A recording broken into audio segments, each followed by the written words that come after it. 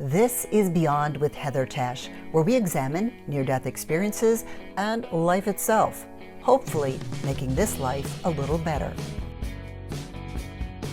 Hello, everybody. It is great to have you here, and it is wonderful talking to you, Heather. Welcome again, Heather May. Oh, thank you so much, actually. I've 100% thoroughly enjoyed being here. I thank you very much for having the platform to allow somebody like me to talk about an NDE experience. I love having you. You have such an incredible near-death experience. It really is one of the more detailed near-death experiences that I've ever heard. And we were talking about your life review in part one. And by the way, everybody, I'll have a link to that in the description so you can find that. But let's go back to that life review because there was just so much to it and so much that you learned, Heather. Yes, I believe where we left off before, I was talking about, that we really are energetically connected to one another. We really do affect one another on an energy level, on a vocal level. Even when we have our belief structures out there, we're always broadcasting. We don't recognize that, we don't realize that, but it's a constant broadcast all the way out there. People feel it, people sense it all the way out to the ethers. In a nutshell, that really truly is what's happening. And on top of that, how the energy functions within our body, within our organs, the communication energetic system of the heart and the brain of the heart, and how that works, right down to on a cellular level. So it was a very, very detailed um, education, but also remembering at the same time. And so then from there, because I'm watching my life review in the sense of exchanges with people, exchanges with groups, even that's what I'm being shown, and that's being re-educated, I guess we can call it. Anyways, so then from there we went to, because I had very young parents. I grew up in a harsh environment, and I never really understood, my gosh, why did I have the parents I had? Because a lot of my friends were not in anywhere near my scenario. And so the review helped me with that, because I was shown that we choose our parents. We really do choose our parents. We choose our family. This will be siblings, okay? And doesn't matter, even if you're adopted, you chose the people who, on a physical level, created you, who carried you. And even if you were adopted, the adopted family is part of the contractual agreement.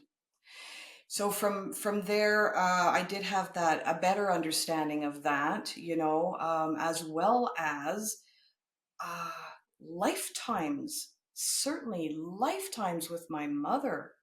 So many lifetimes my mom and I had together, so we're talking 7 or 8 lifetimes. That was quite a few lifetimes where we had switched. So sometimes she was my child, and another time we were husband and wife. So we have these agreements, and it's kind of like saying, okay, for me to grow as a soul and to have wisdom, I would like you to be the mother. I'm going to be the child, and these are going to be some of the experiences that you're going to um, basically position me for. And I know that's hard to get one's head around, but it really is that way. So you saw all of these various lifetimes during this Yeah. experience then. Yes. Yeah. Absolutely. Absolutely. I also had lifetime, even an agreement with a stepfather, and that was a harsh lifetime back then. And we had done almost like a role reversal. He was very, very abusive. And in the in a previous life, I was abusive to him. In this life, he was abusive to me, and all that was to come about that, which eventually got me into a group home. So it was all about how was I then going to manage that in my life? What was I going to learn from that? So you can step away with being very, very angry, being very, very, I don't know, have a deep, deep sorrow about it. Did I have that? Sure, I did. But when I had my life review, I had understood it better. Did it make it, when I came back, did that make it really easy for me to work through? Sort of, but not really. I still had my stuff to work through. So, anyways, and then from there, there was one real particular lifetime with my mother where I was the mom, she was the daughter, and one of my brothers was the other child. And this was, it looked like it was late 20s, early 1930s. And due to depression, I drove us all off a cliff in that lifetime. And astonishing, yes. But when I even came back and was trying to talk to my mom about it, which was about 5 years later, by the way, because she didn't accept the near-death experience overall, at an earlier point, she had asked me to stop telling that story. She said, "Stop." She said, "Wait a minute." And then she described the car, and then she described what I was wearing, and she said, "I remember that." So in her consciousness, that was actually there because she was able to pull it up. I was amazed. I was just absolutely amazed. But anyways, it's just an example. So sometimes we really can remember our lifetimes. Then, so that is the contracts I had discussed, and we do have free will. Of course, we have free will. Not every single thing is part of a contractual agreement. Not every single person we meet is a contractual agreement. Some people are merely messengers on our path, to give us a message of where it is we are, maybe what it is we need to work on. Sometimes we have people who step into our life and they're only there for a couple of months. Maybe sometimes they're there for a couple of years, but these are messengers in our lives. May it be harsh or may it be absolutely a wonderful friendship. Either way. The other thing I wanted to talk about is even when we're going to make our contractual agreements, we've got I guess you can sort of call it a board. There's a group of very wise souls that are also working with us to work out our agreements, our blueprints to this lifetime. It could be with anything. It could even be regarding health. Sometimes you have children, babies come in and they are unwell. Sometimes it's later on in your life. It will be part of that. Every single time? Not every single time. Everybody's agreements are different. So they're advisors. They're advisors. And we're all together in this vastness of awareness, before we incarnate, of course. And from there, I went to, was shown about the place of healing. So there's these beautiful, and there's marble. I couldn't believe it. There's actual marble columns. There's white marble floors, which is just, mind blowing, an absolute mind blow. But these pools of beautiful crystal clear waters. There were healing pools. But then there was another place for the soul to heal, and it was deep healings for souls who have come into really brutally harsh lifetimes. And these places are like almost kind of like crystal, like just imagine clear quartz crystal, okay? And there are these healing rooms, and they have different colors on different frequencies as to what the soul requires for the healing, and it changes. And they could be there for in our understanding, you know, for a very, very long time. They could be there for a very, very long time. And you know, then from there, I had also learned about there's different levels of what I guess our understanding is of heaven, you know, but there's different levels to it. So if your soul level is vibrating on a level 3 frequency, let's just say, so that means your what you came away from with your lifetime experience, what you integrated on a soul level from that life experience, so your knowledge to then wisdom, you know, and that is all again a frequency and makes your soul vibrate at a specific frequency. And so a level 3 frequency soul is not going to be vibrating the same as a level 2 or a level 4 or a level 5, you know. So the frequencies, it's all about frequencies. And that, as on a soul level, is all about group consciousness as well. So then from there, it was also understanding the angelic realms. Oh, I'll tell you one thing, did I have, never mind the understanding of religion, I did not have that, but did I have any belief in angels? Zero, zero. And so to understand the angelic realms, there's many different frequencies of angels. There really are. There's also, you know, you choose your guide before we even come here. So your main lifetime guide. This guide is going to be with you the whole entire lifetime. You know each other. You know, perhaps you were their guide when they had a lifetime. That's how it works. So you have these intense, detailed, very detailed agreements. And same with the angels.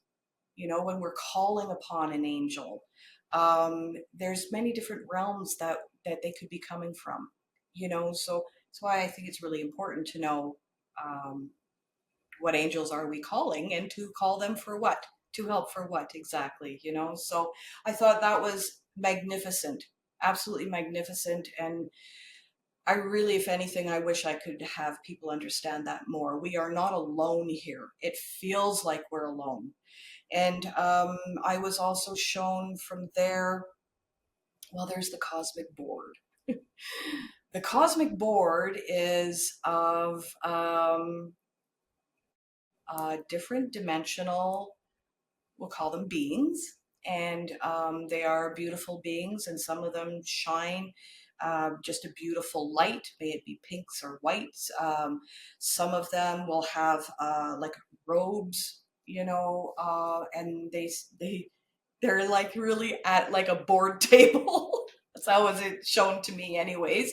We're shown things in the best way for our understanding. That's how that works. And so I did speak with the board. I also wanted to know if you could change contracts.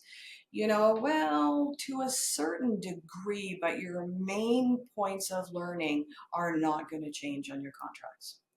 They're not going to change. They were a loving group, absolutely, positively. Do I know where they are? No, I don't know where they are. I just know I was presented to them. There's also the Hall of Learning. The Hall of Learning is almost like just like school. It's almost just like school. And you can learn about absolutely anything and everything. I mean, you can learn about other planets, other galaxies, you can learn about anything. And on a soul level, we know so much, but when we incarnate here, now that's a different story because it's almost like being put to sleep consciously. Yeah. Then it was the Akashic records. Now, I always called them like the Great Library. You know, I know a lot of people have corrected me that it was called Akashic records, but remember, I didn't have the language for it. Yeah, the Hall of Records is what I had called it always, and I still sometimes do. And these books and these records are as high as the eye can see. As long, it's like a big, massive place with with records and books and ancient even, you know, even when mine was kind of open, was just open like that on a table. Um, I did look at it. I did see it where it was open. And so where it was open was kind of like this really tiny little running movie.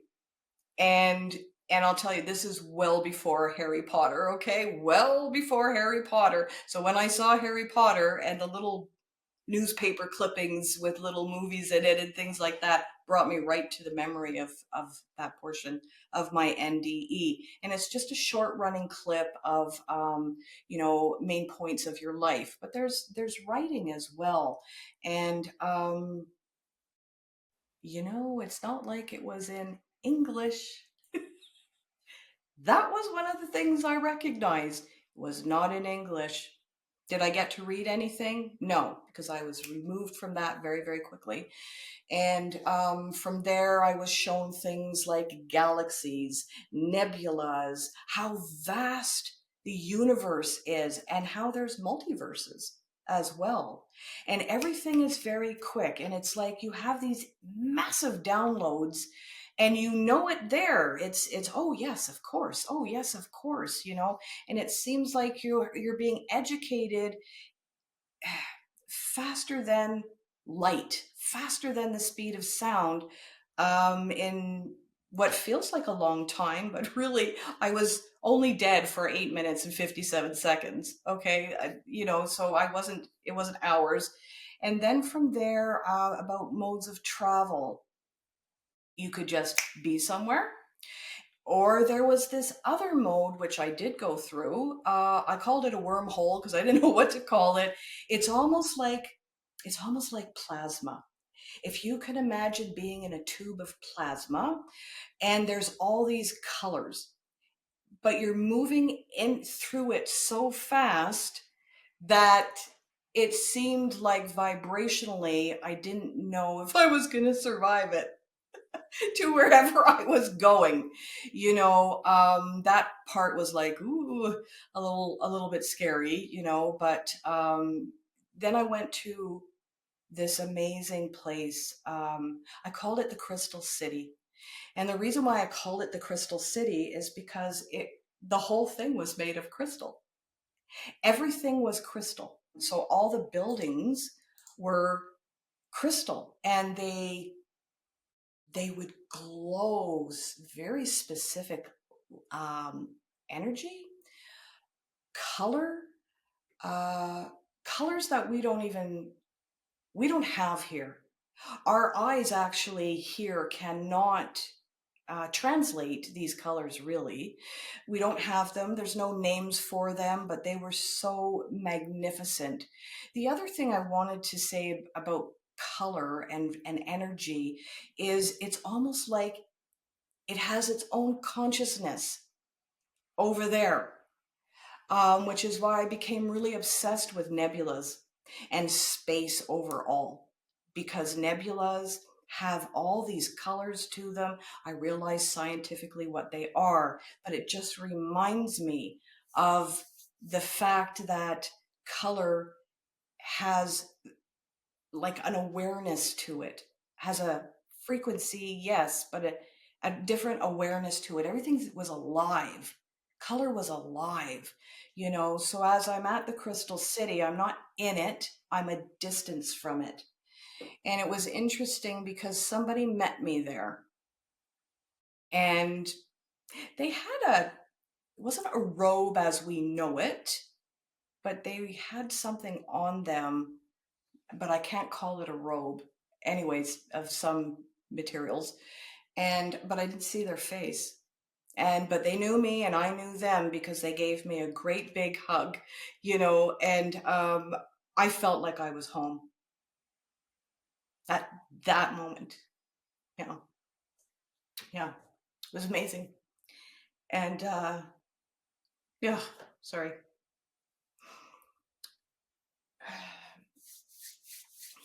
Sorry. There was another part of my experience that was shared with me, and that was about the progress of mankind. But it had to do with wars and warring behavior and how horrendous we are with each other. Just horrendous. And this is really going back in time. Okay, this is we're fighting with spears, you know, and that progress of mankind, and over land, over food, over religion, over just so many things, you know. Yes, definitely political, definitely. And I was in a chair, and there was these balls, approximately the size of a good sized basketball, and there was a long string of them, if you could just imagine. So I'm sitting in this chair, and a glowing ball, gold, would come before me.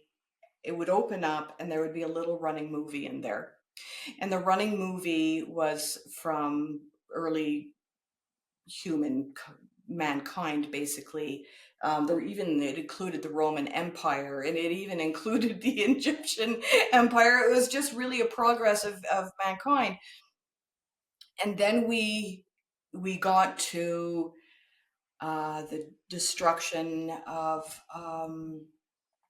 the overuse and tearing down of our trees and everything. We got to the part of civil war, that's, you know, has gone on all over the planet, but even up to about present day, and starvation of people, uh, children. You know, I found it horrendous to watch. It's unnecessary, you know, but we're still doing it to this day. And I had begged for them to stop. I couldn't I couldn't deal with it anymore. It was too much, too much. It still is. Because when I'm telling it, I'm still seeing it, you know. And so I had begged them to stop. And I'm sure, you know, they were probably going to get to the good stuff. They were probably going to get to the good stuff. But I just could not get through all that. All the fires and all the flooding and the mudslides and the destruction of our forestries, and just so much, so much, so much pain and trauma for people. So I begged for it to stop, which it did. And then from there, got to the point of where I wasn't going to come back. It was not something I was going to do. I was not going to actually come back. I asked to come back. As a matter of fact, I begged to come back. I wanted to finish my life here. I wanted to finish my agreements. I wanted to finish my blueprint, my contractual agreements, my karma. I wanted to finish it this lifetime. And I wanted to take everything that I was shown and learned about energy and how, you know, we can all work with ourselves, the message of who we really are, what we really are, that we are all so connected. I wanted to bring it back. And this is the conversation I'm actually having is with that great all energy that many would call that God. Many would say the all or Ella, or it doesn't matter what we're going to call that, you know. I was having that discussion with that incredible source of wisdom, the all-knowing. And so I had said I did want to come back, and it was explained to me that if I do come back, if I choose to, that I have to understand things before I truly make that choice. And so my understanding, and as I was told, you're going to be in tremendous pain. You're going to be in tremendous pain, and your health is going to be poor, very, very harsh, hard. There's things that you're never going to heal from. When you come back, you're going to have to heal which is a loose word, to be honest with you, but you're going to have to heal and work with your trauma emotionally, psychologically, to basically integrate my knowledge. I had to work through that. So I had to work through all of that. I had to understand that it was going to be brutally hard to come back. And I was going to have many, many challenges. And I agreed. Okay, I accept that, and I still want to do that. I will take everything I've learned here to help myself as much as I can. I will share that. And it was my promise. And it was stated, I do hereby promise. I was back immediately. Back immediately. And yeah, in the intense pain, absolutely, I had fractured sternum, ribs from chest compression and everything. But that was definitely hard to deal with. Sure, I was in the hospital for 30 days. I was released on the 31st day. They had flown in a pulmonary specialist from Seattle, who arrived on the roof of the hospital a la helicopter. When I woke up, how long was that? I don't know. I had an absolute group of doctors all around me. I did smile. And that pulmonary specialist, I remember him touching my foot, and he said, my gosh, after all of that, she smiles. You smile. Do you have any idea that you are an absolute medical miracle? And all I could think of was, okay, but I have a secret. I have a secret, And it was, I was also told, and with this group of doctors, that it was something that was going to be studied in their medical books, because they have never, ever, ever heard of anybody surviving, maybe one clot, maybe one big clot, but not 9 massive clots that went through the heart and got captured by the lungs. And the fact that it didn't go to my brain to completely take me out was a miracle all on its own. So at any rate, from there I had many, many tests in the nuclear division of medicine. This is how they had a better understanding of what really happened. My road to recovery was, I lost my career. I was a news editor for a paper. My outcome, it was grim. They gave my outcome. It was not good. That perhaps I'd never work again. I'd be on oxygen forever. I would probably have my legs amputated. I would need a pacemaker. I had brain damage, of course. Of course, I had brain damage. Which is not 100% even today, but I work with it. And I had many specialists. I had cardiologists and pulmonary specialists, internists, hemoglobin doctors. The list went on, and that was for years, and they were always astounded with the fact that I wasn't on the oxygen for 24/7. I really worked with myself. I wasn't on the pacemaker.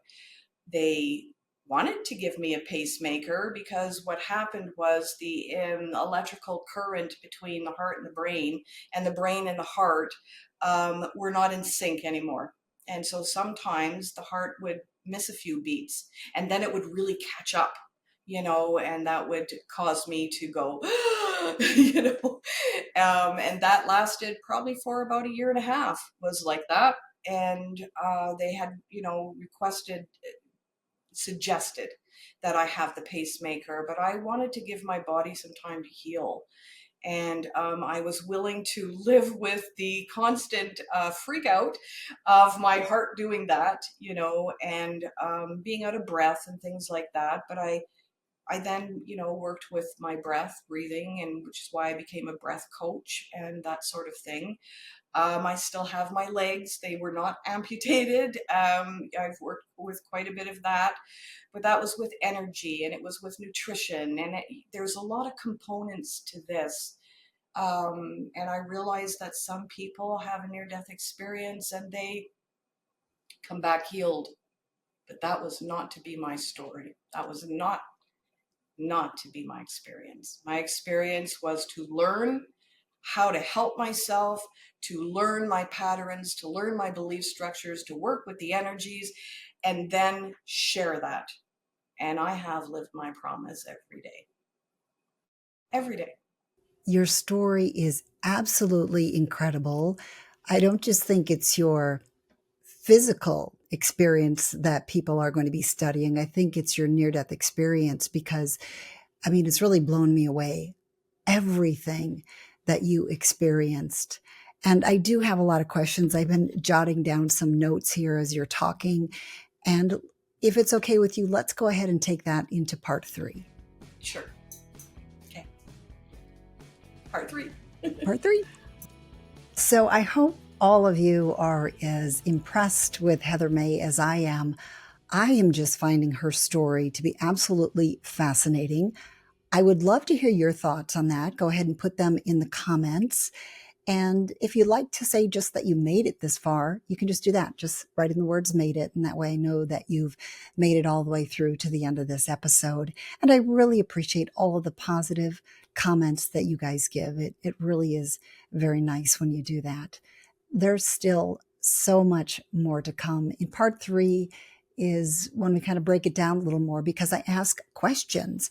And I ask her more about the Crystal City because so many people love to hear details of that kind of thing. What did it look like? So she'll get more into that.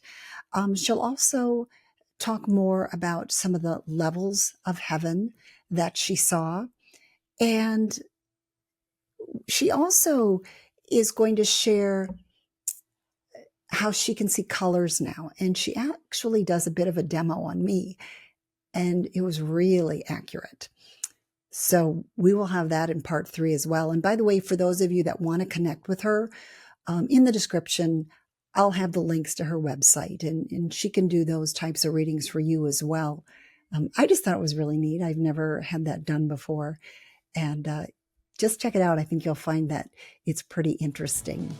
So do come back for part 3. And thank you again for all of you that have made it this far. I really appreciate you being here. Thanks for joining me on Beyond with Heather Tesch. Please add comments and questions you'd like future guests to answer. Also, if you liked what you heard, please hit the thumbs up button and subscribe. That'll help keep this podcast going. You can also go to Beyond with Heather Tesch to look for more episodes.